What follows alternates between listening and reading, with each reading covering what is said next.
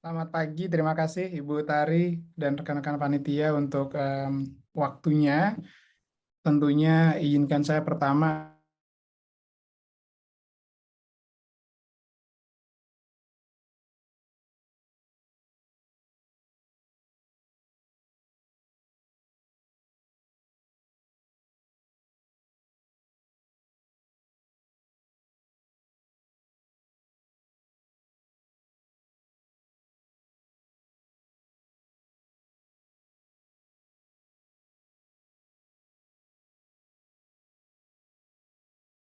masyarakat selama pandemi.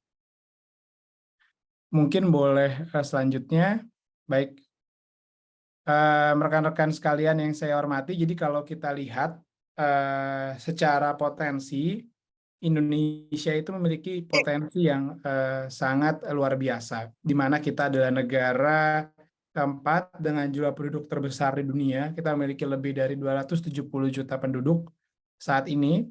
Dan berdasarkan riset yang kami dapatkan, baik dari McKinsey, lalu dari World Bank Global Findex, maupun dari polling dan riset yang dilakukan oleh Asosiasi Penyelenggara Jasa Internet Indonesia, kita bisa lihat bahwa penetrasi telepon genggam saat ini di Indonesia itu sudah mencapai 91%, di mana didominasi oleh ponsel pintar, yang saat ini sudah banyak digunakan oleh masyarakat Indonesia, tidak hanya di kawasan urban, tapi juga sampai ke masyarakat pedesaan.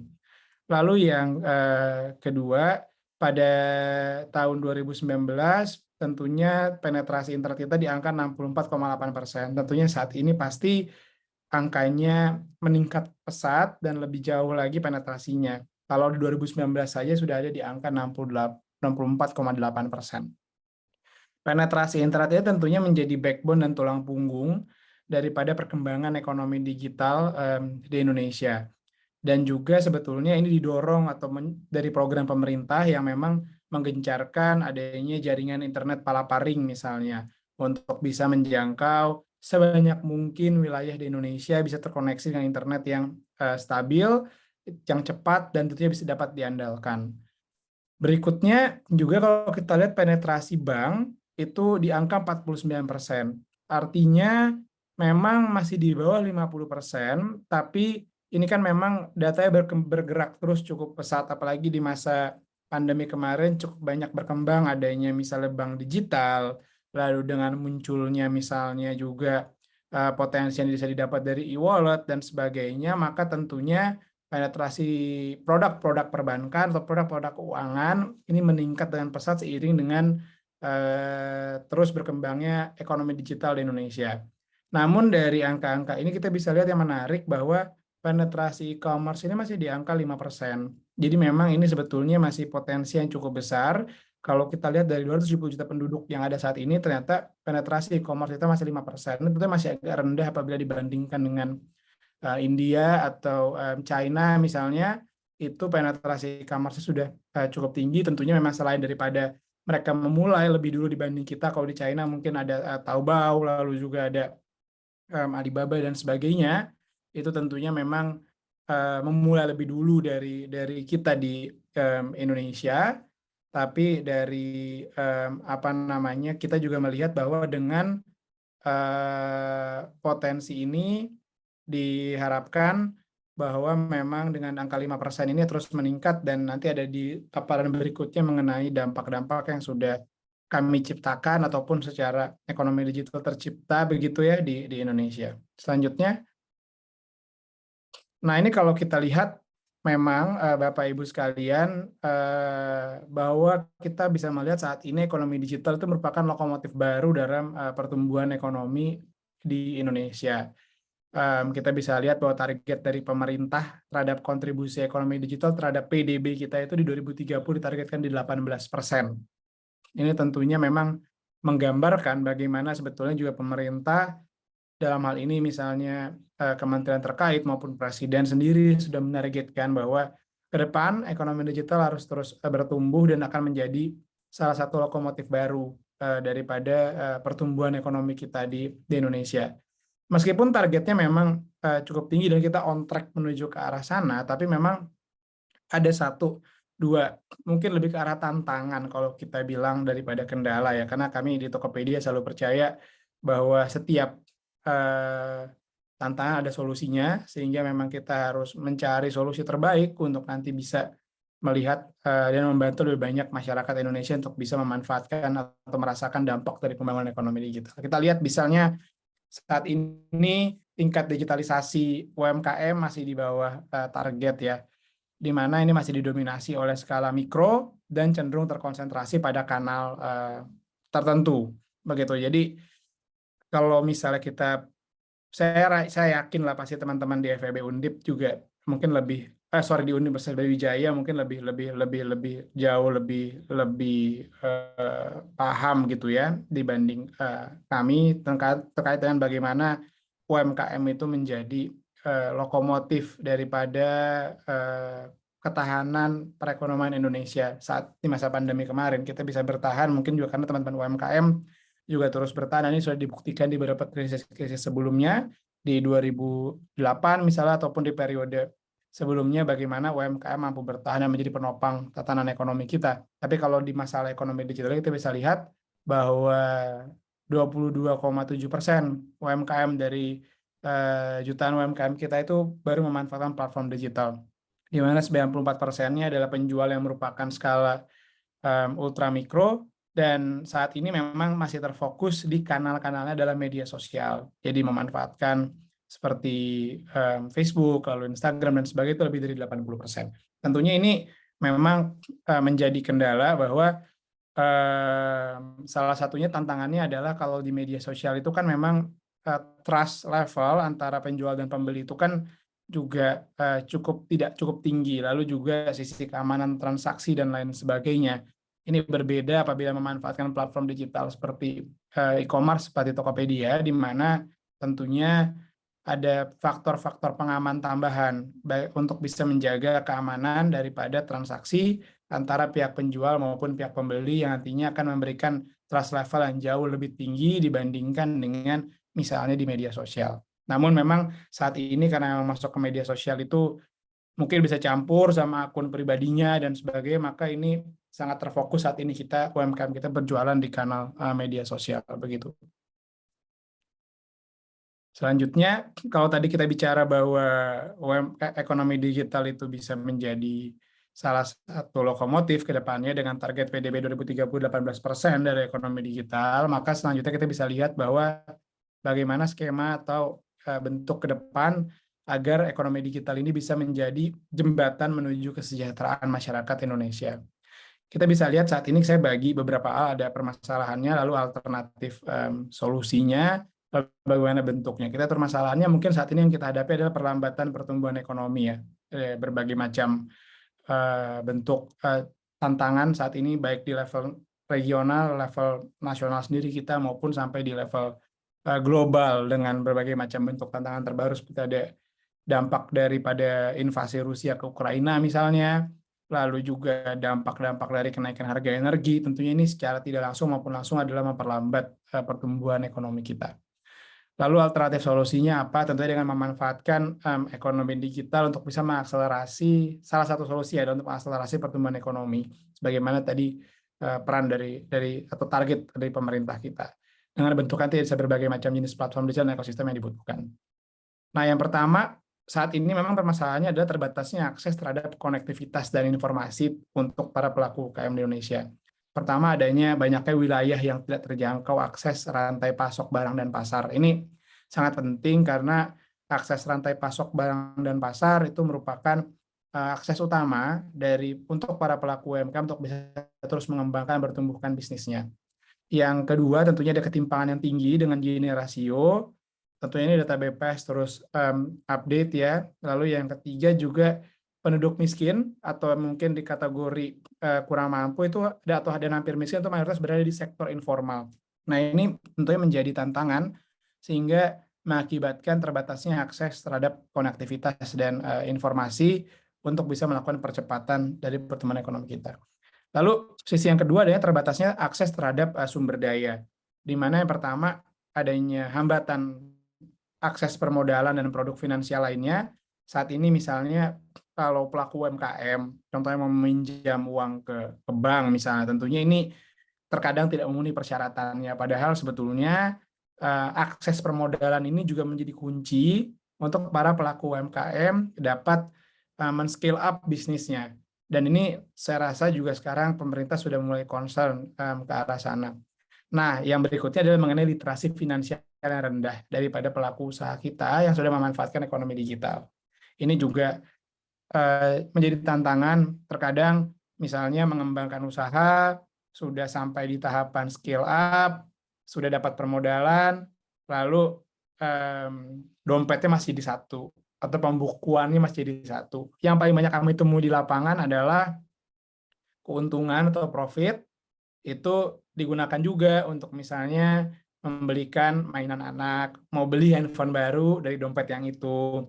Sehingga ketika mau diputar untuk mengembangkan usaha, maka modalnya menjadi habis. Itu yang artinya memang tingkat literasi finansial dari para pelaku UMKM kita juga perlu untuk ditingkatkan ke depannya. Alternatif solusinya apa? Tentunya kami melihat bahwa kita perlu menurunkan hambatan terhadap akses konektivitas dan informasi. Yang pertama, tentunya untuk menjawab tantangan mengenai bahwa wilayah banyak yang tidak terjangkau terhadap akses rantai pasok barang dan pasar, kita perlu menghubungkan produsen dengan rantai pasok dan pasar secara nasional. Nah, ini memang solusi yang diberikan oleh marketplace, misalnya melalui perdagangan, di mana misalnya selain untuk bisa menghubungkan produsen dengan rantai pasok dan pasar secara nasional, marketplace juga bisa menjadi jembatan untuk pemerataan ekonomi antar pulau dan antar daerah. Misalnya, kami di Tokopedia saat ini sudah menjangkau 99% kecamatan dari seluruh Indonesia. Nah, kami bisa bayangkan kami sebagai jembatan penghubung untuk bisa terjadi pemerataan ekonomi antara pulau dan antar daerah dan menjadi penghubung antara produsen dengan rantai pasok dan pasar secara nasional. 10-20 tahun lalu, mungkin 5-6 tahun lalu lah, kita nggak usah terlalu jauh 10 tahun lalu. Bapak Ibu punya bisnis, mau expand ke Papua, maka harus buka kantor di Jayapura, atau paling tidak punya perwakilan di Jayapura. Nah, dengan adanya ekosistem marketplace, tentunya Bapak Ibu sekarang bisa lebih mudah dan murah para pelaku UMKM untuk bisa mengembangkan dan mengekspan bisnisnya. Jadi sekarang bisa buka cabang dalam tanda kutip atau produk-produk para pelaku UMKM dapat dilihat oleh masyarakat di Papua meskipun lokasinya di Malang misalnya, itu dengan mudah melalui marketplace. Lalu juga kita bisa menumbuhkan usaha UMKM yang meningkatkan pendapatan UMKM dan menyerap tenaga kerja baru.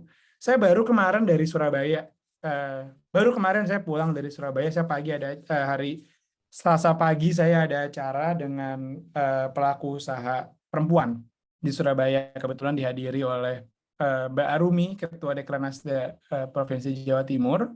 Jadi saya melihat misalnya di Ngawi, di Jawa Timur itu ada perajin keripik, itu memulai usaha UMKM-nya dari kecil.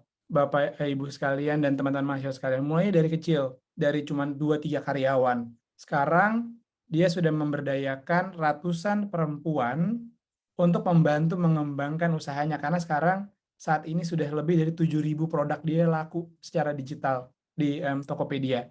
Itu dari Ngawi lokasi usahanya, dan ini adalah kultur UMKM kita. Biasanya mereka kalau mereka sudah besar, mereka kan mempekerjakan itu mulai dari tetangganya terlebih dahulu, lalu satu RT, satu RW, satu desa lama-lama untuk bisa membantu usaha dia. Nah, ini memang akhirnya menjadi snowball effect. Apabila UMKM kita berkembang dengan pesat, maka tentunya penyerapan tenaga kerja baru juga akan semakin berkembang pesat, dan ini bisa menjadi solusi dari sisi untuk misalnya bagaimana mengangkat penduduk yang miskin dan hampir miskin itu bisa berkembang dari sektor informal. Nah, tadi tentunya jenis platformnya ada dua. Ada marketplace, tentunya untuk transportasi, tentunya kita bisa ada ride hailing dan lain sebagainya. Tapi untuk menuju ke sana tentunya harus ada prasyarat ekosistem digital yang perlu kita penuhi. Yang pertama tentu ada ketersediaan infrastruktur fisik dan IT. Ini nanti ada hubungan dengan pembangunan talenta digital. Lalu yang kedua adanya harus membuka sektor e-commerce secara gradual. Jadi memang sektor e-commerce ini juga harus didorong untuk bisa berkembang ke produk-produk yang lebih ke depan. Misalnya Sekarang yang lebih intens diskusinya adalah kalau menjual jamu di e-commerce sebenarnya boleh atau tidak sih menurut PIRT dan BPOM-nya. Ini kan harus ada nanti alignment dengan dari sisi pemerintah, padahal jamu misalnya cukup diminati begitu. Jadi ini yang tentunya nanti sektor e-commerce harus secara gradual tidak hanya terfokus di fashion atau makanan, tapi juga mesti bisa memenuhi kebutuhan-kebutuhan masyarakat lainnya secara lebih luas. Lalu juga ada peta persaingan yang adil dan sehat, jadi harus ada equal level of playing field, baik antar e-commerce maupun juga antar pelaku UMKM, dan tentunya juga adanya perlindungan bagi daya saing UMKM, serta adanya perlindungan juga terutama daya saing UMKM dari sisi produk private label. Jadi private label ini menjadi tantangan, misalnya kalau batik kan kita ada brandnya Bu ya, ada brand story-nya teman-teman sekalian. Misalnya batik Tuban atau batik Madura, itu pasti ada brand story-nya gitu. Sementara ada mungkin ya udah saya punya mesin, saya buat batik dengan harga yang jauh lebih murah, misalnya kalau yang batik Madura misalnya 300.000, 400.000, maka ini misalnya 50.000, 60.000, saya private label aja, nggak ada story-nya, tapi kurang lebih mirip motifnya. Harganya 50.000, 60.000, produksi oleh produsen besar misalnya. Tentunya ini akan mengganggu tadi playing field sama daya saing daripada pelaku UMKM. Ini tentunya perlu dilindungi oleh pemerintah dalam hal ini maupun juga oleh terutama oleh teman-teman di Kemenkop UKM misalnya. Lalu terkait dengan akses sumber daya, tentunya untuk mendapatkan akses modal itu cukup penting untuk bisa teman-teman UMKM memulai ekspansi usaha dengan mudah dan cepat, serta mendorong pengguna, baik ini pedagang dan konsumen, untuk melek produk finansial. Nah, tentunya sejalan dengan program pemerintah dan Bank Indonesia dan OJK saat ini, di mana untuk bisa kita menyeimbangkan inovasi dan inklusi finansial dengan good governance. Jadi jangan sampai juga misalnya akses modalnya dimudahkan, nanti justru yang terjadi adalah kredit macet, nanti akan mengganggu ekonomi secara keseluruhan. Tentunya harus ada standar regulasi dan good governance yang baik. Nah, contohnya adalah penerapan teknologi. Kami di Tokopedia misalnya, untuk para pelaku UMKM yang ingin mendapatkan modal usaha tambahan, misalnya usaha sudah 6 bulan, 1 tahun berjalan, itu bisa kolateralnya atau jaminannya adalah hasil penjualannya di Tokopedia sebagai salah satu bentuk kolateralnya. Jadi kita bisa lihat, karena kan kami datanya real time. 1 bulan omsetnya berapa? Per 3 bulan berapa? Per semester berapa omsetnya? Nah, ini bisa digunakan oleh lembaga finansial untuk menjadi salah satu syarat untuk bisa mendapatkan kreditnya. Jadi yakin bahwa memang usahanya berputar, bukan dikasih kredit lalu dipakai untuk yang konsumtif, tapi bukan untuk kredit produktif untuk bisa meningkatkan usaha. Nah, ini tentunya salah satu dari bagaimana kita menyeimbangkan inovasi digital dan inklusi finansial dengan prinsip-prinsip good governance dalam dunia perbankan. Karena kita tahu kalau terkadang kita kasih kredit lalu kreditnya tidak tepat sasaran, lalu dipakainya menjadi konsumtif, maka yang terjadi nanti adalah si orang yang meminjam uang itu tidak bisa nanti membayar, akhirnya terjadi bubble dan nanti bisa jadi kredit macet dan nanti impact-nya akan jauh lebih besar buat perekonomian kita. Itu gambaran bagaimana sebetulnya prasyaratnya, lalu jenis-jenis platformnya apa saja dan alternatif solusi apabila memang kita ingin menjadikan ekonomi digital sebagai salah satu jembatan untuk menuju kesejahteraan. Selanjutnya.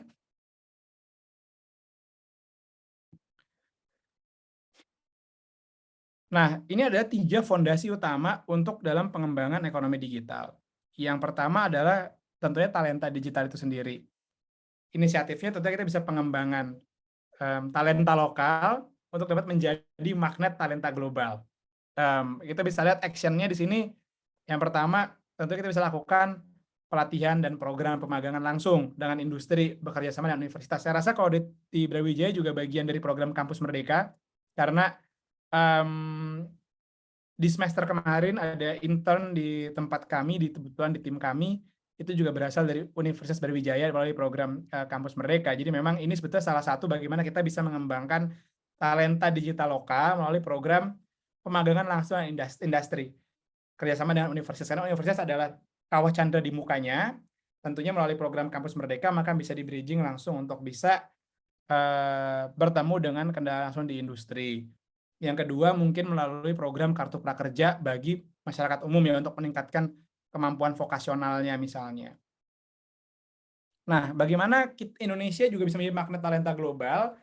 Tentunya harus ada ke depannya misalnya visa khusus bagi para pelaku-pelaku atau penggiat teknologi, lalu ada integrasi tenaga global tech berpengalaman. Jadi kan memang kiblatnya teknologi ini mungkin kalau saya bisa bilang kalau di Asia Indonesia salah satu yang cukup baik untuk talenta global, tapi kan tentu kita harus terus belajar sehingga memang misalnya bisa ada integrasi dengan talenta-talenta global di luar seperti misalnya di Eropa lalu juga di Amerika Serikat memang jauh lebih advance dibanding kita. Lalu yang kedua juga ada di bidang digitalisasi UMKM dengan fokus di dua inisiatif.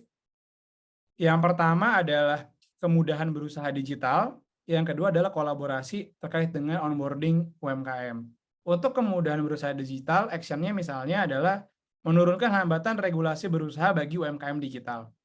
Kita tahu sekarang setiap UMKM diwajibkan memiliki NIB atau nomor induk berusaha. Nah, NIB ini adalah sebetulnya satu sisi bagi teman-teman UMKM dapat membantu mereka untuk bisa memiliki izin sehingga bisa mendapatkan lebih mudah kesempatan mendapatkan permodalan misalnya. Nah, ini dengan diturunkan hambatan ini tentunya akan sangat baik dengan misalnya sekarang pemerintah membuat UMKM NIB secara massal di tiap acara BBI misalnya ataupun mengajak platform digital seperti kami menyelenggarakan berbagai macam bentuk program-program UMKM digital. Lalu juga ada kolaborasi onboarding UMKM, kita ada PLUT, kita cukup banyak sentra-sentra produksi. Nah, ini bisa nanti kita buat dengan modelnya UMKM tematik. Jadi misalnya kalau kita ke Jogja ada Kasongan, maka itu khusus misalnya untuk industri gerabah, bisa kita bikin industri tematik dan go digital seperti itu. Lalu yang terakhir adalah sinergitas regulasi, di mana ada harus fokus pada pengembangan pasar infrastruktur dan inovasi serta perlindungan bagi pelaku ekonomi digital. Action item-nya tentu ada dua. Yang pertama untuk mendorong regulasi bersifat pro-digitalisasi dan level playing field antara offline dan online. Jadi kami di Tokopedia percaya offline dan online harus tumbuh bersama. Jadi tidak bisa online ini menggantikan offline gitu. Tapi justru offline bisa memanfaatkan ekosistem digital untuk bisa merambah online dan bisa meningkat secara bersamaan. Karena toh banyak pelaku-pelaku UMKM juga yang membuka di Tokopedia sebelumnya sudah mempunyai toko offline misalnya. Lalu yang kedua tentu menghindari regulasi yang diskriminatif terhadap pelaku ekonomi digital. Itu adalah gambaran untuk 3 fondasi utama dalam pengembangan ekonomi digital di Indonesia untuk kedepannya. Selanjutnya, ini singkat saja tentang Tokopedia sendiri. Jadi kami memiliki misi untuk mencapai pemerataan ekonomi secara digital di Indonesia. Saat ini kami sudah memiliki 12 juta lebih penjual terdaftar, menjangkau 99% kecamatan. Kami memiliki 638 juta produk saat ini. Dan dari 12 juta penjual itu 86,5%-nya adalah penjual pebisnis baru. Di mana selama pandemi terjadi peningkatan 2,5 kali lipat untuk pelaku usaha UMKM perempuan. Selanjutnya. Ini gambaran singkat bisnis kami, ada marketplace dan produk digital, ada teknologi finansial dan pembayaran, ada logistik dan fulfillment, serta ada mitra Tokopedia. Ini mungkin saya singkat saja untuk yang bagian ini karena ini lebih ke arah Tokopedia-nya saja, nanti bisa diskusi lebih banyak. Selanjutnya. Ini adalah 4, jadi selain marketplace e-commerce, kami juga memiliki produk digital yang dapat dibayarkan, ada mulai dari seperti pembelian tiket pesawat dan sebagainya, sampai mendukung pemerintah dalam layanan publik. Seperti ada pembayaran pajak kendaraan bermotor, retribusi, PBB, dan BPJS. Sebagai contoh, kalau nggak salah untuk Provinsi Jawa Timur, pajak kendaraan bermotor sudah dapat dibayarkan di Tokopedia. Ini sebenarnya mendorong untuk misalnya kemarin di masa pandemi, daerah membutuhkan PAD untuk memutar roda pemerintahannya. Nah, masyarakat memang agak takut untuk bayar offline ke kantor, maka kami bikinkan teknologinya, kami jadi jembatan antara masyarakat dan pemerintah sehingga PAD terjaga, pembangunan juga terus berlanjut meskipun di tengah masa pandemi. Selanjutnya. Ini gambaran beragam pembayaran. Tadi ini bagian dari kami punya inisiatif ya untuk inklusi finansial, yaitu dengan memberikan lebih dari 40 metode pembayaran, lebih dari 60 metode pembayaran, dan juga termasuk juga bekerja sama dengan berbagai macam lembaga perbankan. Next. Nah, ini adalah gambaran inisiatif kami dalam membantu pertumbuhan ekonomi digital di Indonesia.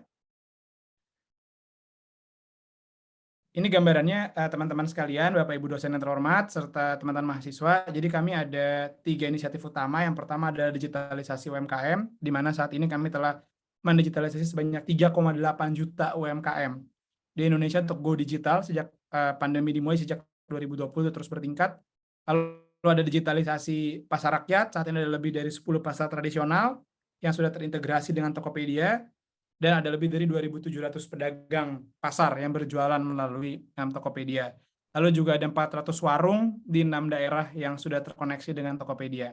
Selain mendigitalisasi, kami paham digitalisasi perlu didorong dengan ada promosi dan pemasaran agar penjualan para pelaku UMKM dapat meningkat. Yang pertama ada laman khusus yang kami lakukan, lalu ada promosi di laman utama, lalu ada program Tokopedia P, ada berbagai kampanye bersama pemerintah. Misalnya dengan Bangga Buatan Indonesia, karena kami Tokopedia adalah perusahaan teknologi asli Indonesia, tentunya kami sangat senang dan komitmen kami yang utama adalah terus mendukung produk-produk Bangga Buatan Indonesia, produk-produk buatan Indonesia bisa menjadi raja di negeri sendiri, sehingga dapat dinikmati oleh lebih banyak masyarakat Indonesia.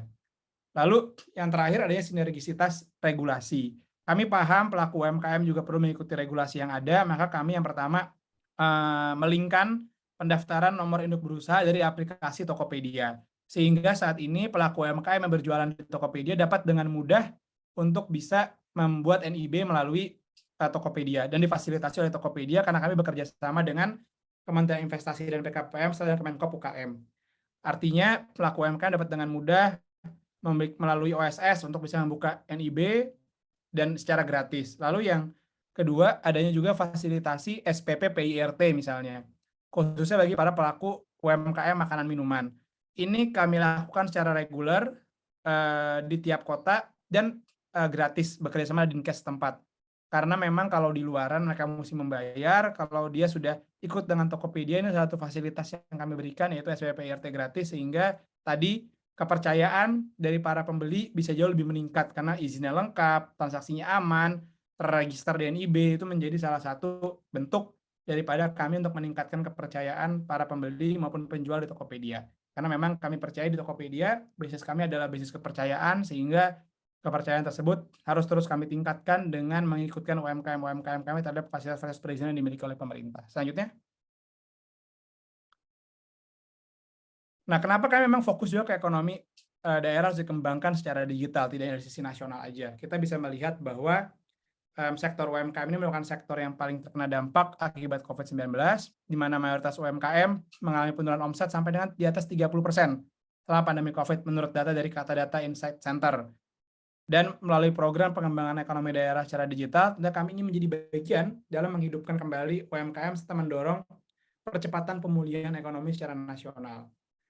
Nah, dengan meningkatkan daya beli masyarakat terhadap produk lokal dan terhadap produk UMKM di tiap daerah di Indonesia, kami ingin memberikan dampak positif dan percepatan baik di tingkat lokal maupun di tingkat nasional terhadap pemulihan ekonomi. Kami di Tokopedia punya inisiatif namanya Hyperlokal. Jadi kalau misalnya pemain sejenis seperti kami ya, Bapak Ibu dosen maupun para mahasiswa ya, gitu, misalnya bisa langsung beli barang dari pelaku usaha di China atau dari pelaku usaha di Taiwan atau di Singapura, itu kan namanya cross border ya. Kalau kami di Tokopedia tidak bisa. Jadi seluruh penjual Tokopedia itu berlokasi di Indonesia. Kami tidak memfasilitasi ada penjual dari luar negeri. Ini adalah komitmen kami agar kita bisa mempercepat roda perputaran ekonomi kita di Indonesia. Sehingga memang dengan pemulihan ekonomi yang lebih cepat, harapannya juga kita bisa bangkit lebih cepat dibanding negara-negara lain di Asia Tenggara misalnya ataupun secara global. Selanjutnya.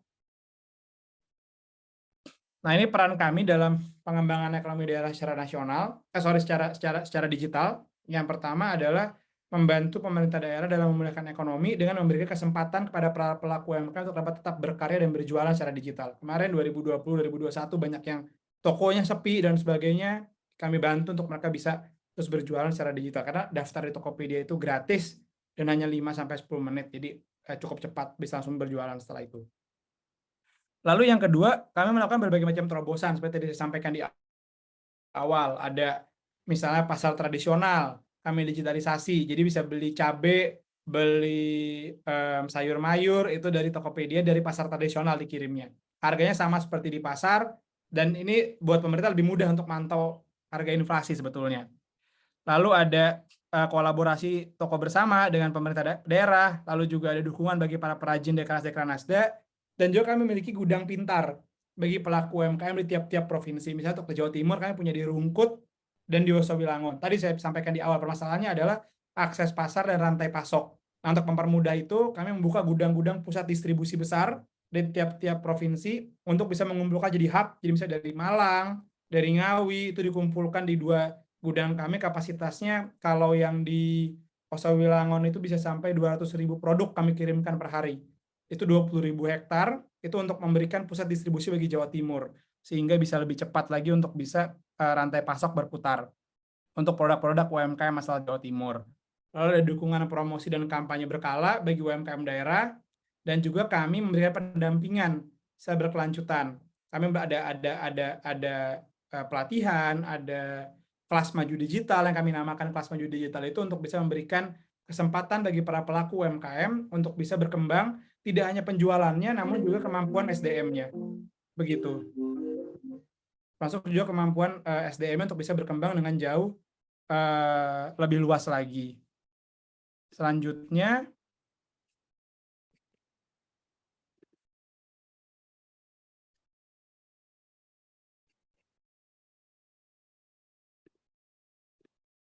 selanjutnya terkait dengan dampak Tokopedia bagi UMKM selama pandemi. Jadi ini mungkin slide terakhir saya mengenai dampak kami untuk membantu UMKM daerah selama pandemi. Kita bisa lihat bahwa 7 dari 10 penjual itu mengalami kenaikan volume penjualan sebesar 133%, berdasarkan data riset dari LPM FEB Universitas Indonesia. Lalu 68,6% penjual Tokopedia adalah pencari nafkah tunggal di keluarga, dan 90% penjual kami adalah selama pandemi ini adalah yang berskala mikro.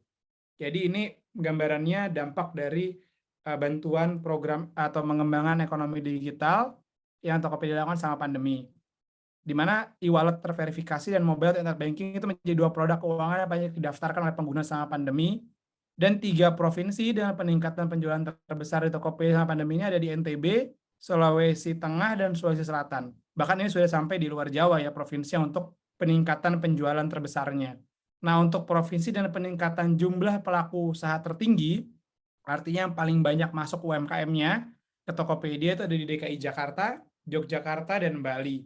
Tentunya di luar Jakarta ya, Yogyakarta dan Bali ini adalah yang kemarin banyak terdampak oleh pandemi karena ekonominya bersandar sebagian besar atau mayoritas pada pariwisata.